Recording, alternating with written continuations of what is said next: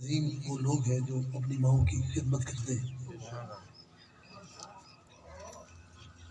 بچوں کو تربیت اچھی دی جائے تو بچے بھی اچھے ہوتے ہیں. پاک پٹن کے خوبصورت صوفی صاحب بصیرت با کمال صبح قیامت تک لازوال جن کا نام بابا فرید رحمۃ اللہ تعالیٰ علیہ ہے. کسی نے پوچھا تھا کہ آپ اتنے عظیم کیسے بنے؟ آپ فرمائے یہ میرا کمال نہیں، میری ماں کا کمال. 9 سال کی عمر میں ظاہری علوم سے اور بڑی خوبصورت آواز رکھتے تھے. آپ کے شاید علم میں ہے کہ بابا فرید بہت بڑے قاری تھے، بہت بڑے حافظ تھے. دور دور سے آ کے لوگ قرآن سیکھتے، مگر اکیلا قرآن نہیں بلکہ روح قرآن بھی اسے دیتے. اور یہ میرا ایمان بلکہ قرآن کے یہ لفظ ہے، قرآن کا تفذکرون اذکرکم، کہ جو میرا ذکر کرے میں اس کا ذکر کرتا ہوں. اذکرکم کا معنی دیکھنا ہے تو آج فرید کی تربت پر جائیں، دیکھیں کہ عمرا ہوں، غربا ہوں، امیر ہوں، غریب ہوں، دنیا کا ہر فرد رات کا وقت ہو یا دن کا بابا فرید کے قدموں میں بیٹھ کر قرآن پڑھتا ہے. اور یقیناً میں سمجھتا ہوں کہ سب سے بڑی دولت قرآن ہے. آج امت قرآن سے دور ہو گئی، اور یہ دکھ سے کہنا پڑتا ہے کہ ورثہ قرآن کا صرف مولانا کا نہیں ہے، کسی قاری اور حافظ کا نہیں، بلکہ ہر نبی کے امتی کا ہے. ہر امتی کو اس کی حفاظت لازم ہے. آج پوری دنیا کے اندر مسلمانوں پر جو ظلم ہے، اور ظلم کی اخیر یہ ہے کہ کبھی امریکہ کے اندر قرآن جلایا جاتا ہے علیہ باللہ، کبھی بلبارک کے اندر اور فرانس میں نبی کی ناموس پہ حملے کیے جاتے ہیں. وجہ کیا ہے؟ اس کی وجہ یہ ہے کہ امت کے یہ فرد جو صدیوں پہلے در یتیم نے جس مال کو چھوڑا کر جس دنیا کو 3 طلاقیں دی تھی، یہ امت اس دنیا کے پیچھے ماری ماری پھرتی ہے. ہر شخص چاہتا ہے چولہا اچھا چلے، کوٹھی اچھی بنے اور یاری اور وفاداری خوبصورت ہو، مگر یہ کبھی نہیں دیکھا، یہ کبھی نہیں پڑھا کہ سیرت النبی صلی اللہ علیہ وسلم کی ان خوبصورت تراشوں پر حضور کے کئی دن تک حضور کے چولہے میں آگ نہیں جلی. کئی دن تک حضور کے چولہے میں آگ نہیں جلی. صحابہ کرام کی کیفیت تھی کہ 2 ایک پتھر باندھ کر حضور کے دین کا پہرا دیتے تھے. آج کسی کو کہا جاتا ہے تو پوچھا جائے تو کون؟ انہوں نے کہا مسلمان. اور غم کی بات کی جائے تو وہ غم مال کا رکھتا ہے، زمین کا غم رکھتا ہے، یاری اور وفاداری کا غم رکھتا ہے، قومیت اور لسانیت کا رکھتا ہے، کبھی مصطفیٰ کے دین کا نہیں رکھتا. اور میں آخری بندے تک کہنا چاہتا ہوں، اس اصال ثواب میں یہ میسیج دینا چاہتا ہوں ساتھیوں، اگر مجھ سے سوال کیوں کرے تو آپ بھی اس کا جواب اچھے انداز سے جانتے ہیں کہ قبر میں سوال مال کا نہیں ہے، مصطفیٰ کے دین اور اسلام کا ہے. ساتھیوں، اسلام کی یاری وفاداری دور کی رہ گئی. اب آذان ہو تو نماز پڑھنے تک نہیں جاتا تو پھر اسے قرآن کا کیا علم، اسے حضور کی ناموس کا کیا علم ہے.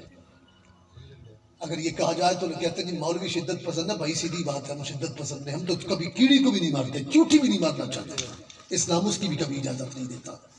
مگر میں پوچھنا چاہتا ہوں، اگر تیرے باپ کو کوئی گالی دے تو آگ بگڑا ہوتا ہے، تیرا چہرہ زرد ہوتا ہے، تیری کیفیت بدلتی ہے، تو اخلاق کا پیکر ہو، شرافت کا بھی پیکر ہو، مگر باپ پر انگلی اٹھانے والے کو کبھی معاف نہیں کرتا. تو وہ آپ کے لبوں کا جملہ سننا چاہتا ہوں، اگر لب کشائی کر دے تو پھر نبی تو کتنے اعلیٰ ہے. اس پر تو حضور خود فرماتے من والدہی وولدہی والناس، کہ اگر تم محبت کا معیار بنانا چاہتے تو امام بخاری نے باب الایمان کی پہلی حدیث لکھ کر امت کو بتایا ہے، لا یؤمن احدکم حتی اکون احب الیہ من والدہ وولدہ والناس اجمعین، اور کما قال نبی صلی اللہ علیہ وسلم. وہ اس وقت تک مومن نہیں ہو سکتا کہ جب تک ماں اور باپ اور اولاد سے بڑھ کر نبی سے پیار نہیں کرتا.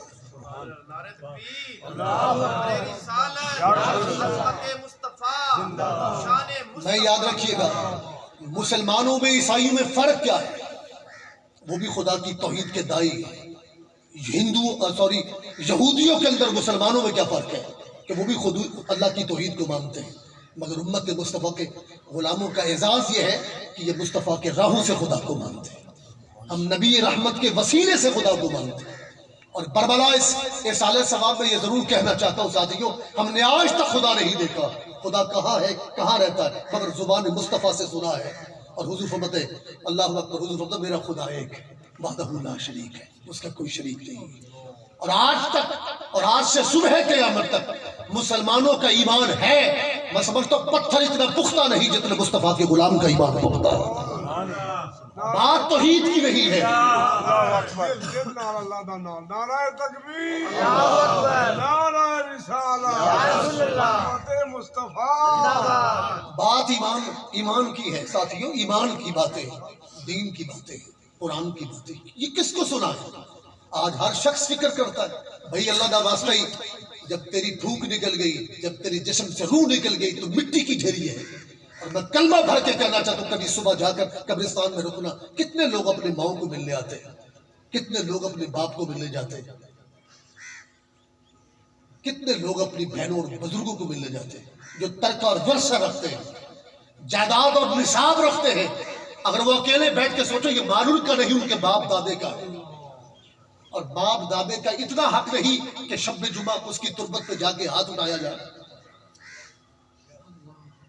یہ دولت جاتے ہوئے بندہ میسج دیتا، 3 کپڑے کفن کے ڈالتے ہوئے جاتا ہے، کچھ بھی نہیں اس کے ہاتھ میں ہوتا۔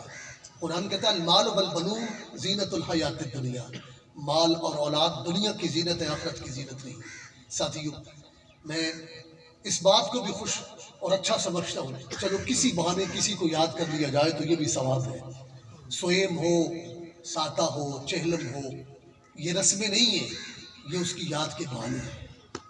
شاید اس کے رنگ میں وہ اپنے طرز سے کھانے مختلف پکاتا تو اس کی اپنی سوچ ہے، مگر میں اپنے عقیدے کے مطابق یہ کہتا ہوں ہمارے آنے کا مقصد صرف دعا ہے۔ بولو کیا ہے؟ بولیے کیا ہے؟ دعا۔ ہمارے آنے کا مقصد دعا ہے۔ یہ کبھی کمزور سوچوں سے اپنی سوچ کمزور نہ کیا کرے کہ شاید یہ بہانہ ہے مولویوں کا، یہ نہیں۔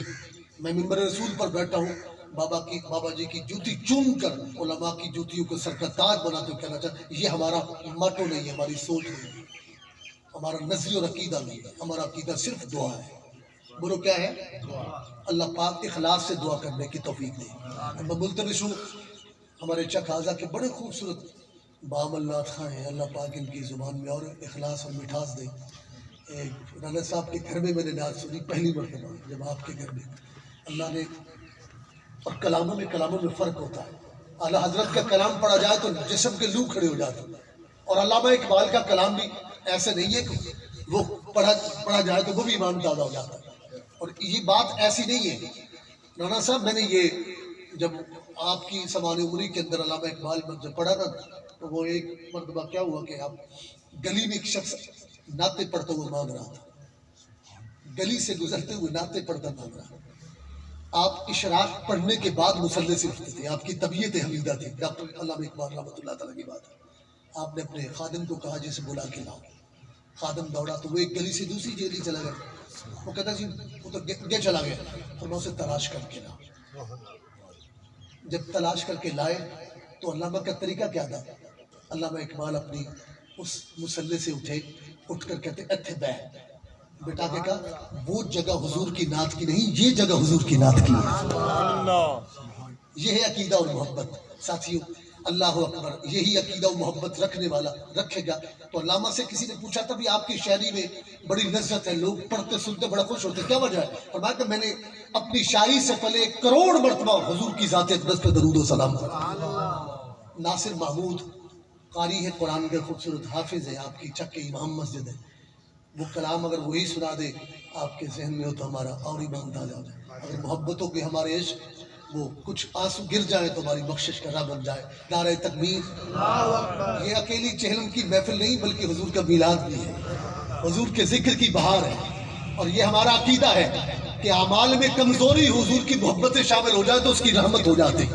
نعرہ تکبیر، لب ہلالو کوئی گل نہیں، نعرہ تکبیر، نعرہ رسالت، عظمت مصطفیٰ، ثنا خان مصطفیٰ۔